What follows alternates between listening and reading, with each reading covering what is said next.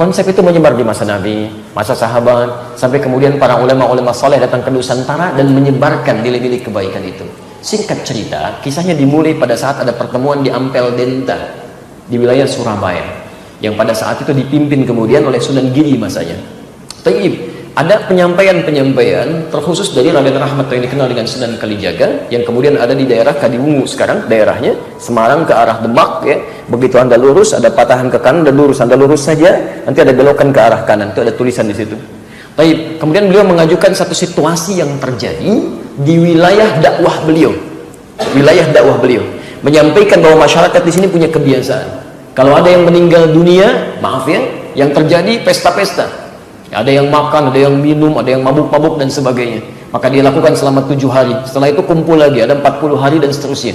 Itu masyarakat sekitarannya mengajukan kepada pertemuan pada saat itu di Dewan Wali, bagaimana caranya supaya ini bisa berubah. Maka beliau mengajukan, ya, salah satu caranya kata beliau, saya akan merubah isinya. Karena merubah itu sekaligus tidak mungkin dilakukan.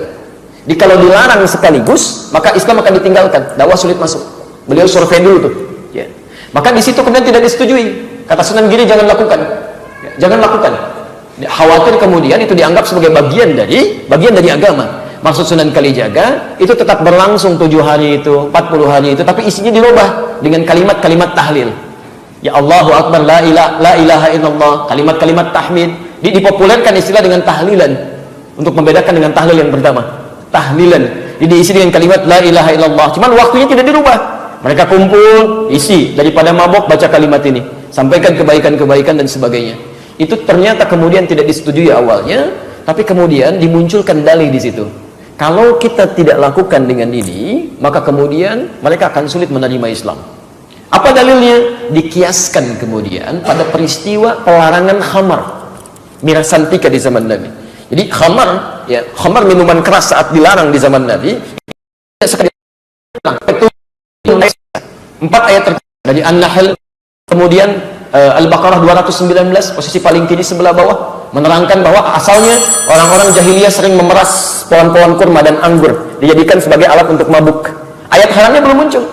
Setelah itu muncul lagi yang kedua, ya, dijelaskan bahwa mabuk-mabukan itu, minum khamar itu terasa manfaatnya ada sedikit, tapi banyak sekali hal yang mengandung dosa di situ. Manfaatnya bagi yang mabuk aja terasa rasanya enak, tapi sebaliknya kata Quran, banyak dosa yang bisa muncul dari peristiwa itu. Ifmuhuma kabirun, ya. Baik. Apa yang terjadi setelah itu? Pelarangan belum muncul. Maka tiba-tiba ada orang yang biasa minum, tiba-tiba mimpin sholat, jadi imam. Jadi sebelum sholat minum dulu, begitu sholat mimpin baca al-kafirun, nggak selesai. Ulia al-kafirun, la abudu ma ta'budun, nggak beres-beres di situ. Maka diadukan turun dan An-Nisa, ya ayyuhalladzina amanu la taqrabus shalah wa antum sukara. Hai orang-orang yang telah menyatakan dirinya beriman, jangan dekat-dekat ke sholat sedangkan kamu dalam keadaan mabuk. Umar bertanya pada Rasulullah, ya Rasulullah, apa nggak diturunkan langsung aja satu ayat yang mengharamkan kemudian khamar ini? Setelah masa berlalu, turunlah Al-Maidah ayat 90 itu. Innamal khamru wal maisir wal azlamu dan seterusnya, rijsun min amali syaitani fajtanibu.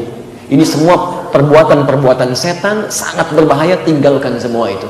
Maka turunlah seketika kemudian perintah larangan untuk minum khamar dan turunan perbuatan sejenisnya.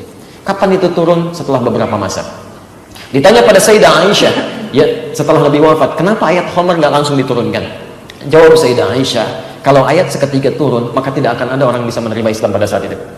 Karena luar biasa lekatnya dengan itu, jadi candu dalam kehidupan. Makanya turun bertahap. Ini yang dikiaskan oleh Sunan Kalijaga pada saat itu untuk bisa menyampaikan maksud yang tadi dilukiskan dengan konsep tahlilan tadi. Maka didiamkanlah pada saat itu argumen yang dimaksudkan. Sedangkan diam dalam kaidah fikih alamatun na'am, tanda setuju. Maka kembalilah beliau praktekkan, tapi sebelum dipraktekkan beliau sampaikan, kalau dikhawatirkan biarkan nanti anak cucu kita yang meluruskan ini, jadi menyempurnakan maksudnya. Jadi beliau memulai, anak cucunya yang diharapkan bisa menyempurnakan itu. Tapi kemudian disampaikan, terjadilah proses itu. Ketika disampaikan itulah kemudian beliau berijtihad, ya, sebelum sempat disempurnakan datanglah penjajah. Ada yang masuk lewat Selat Malaka Portugis tahun 1511, ada VOC Yusul dan sebagainya. Terputuslah dakwah karena kesibukan melawan penjajah pada saat itu. Jadi terbiasalah kemudian menjadi tradisi sampai dengan kekinian. Apa yang diijtihadkan oleh Sunan Kalijaga di masa itu bisa dibenarkan secara hukum karena orang-orangnya belum tahu. Tapi bagi orang-orang yang telah tahu hukumnya dengan takziah, maka tidak ada alasan untuk tidak mempraktekkan takziah. Takziah yang diinginkan itu yang didiamkan. Jelas di sini? Karena praktek ini dikhususkan dulu bagi hukum tertentu yang belum tahu hukumnya. Jadi kalau orang yang sudah tahu hukumnya, cukup kerjakan takziah saja, tidak perlu mengerjakan yang tadi. Karena itu hukum darurat dalam keadaan tertentu. Jelas? Seperti antum dalam keadaan wudhu misalnya, menemukan air, airnya ada. Kemudian pada kondisi tertentu air tidak ada, maka apa yang dilakukan? Tayamum. Pakai apa? Debu, bukan debu yang bersih. Ruti sa'idan thayyibah.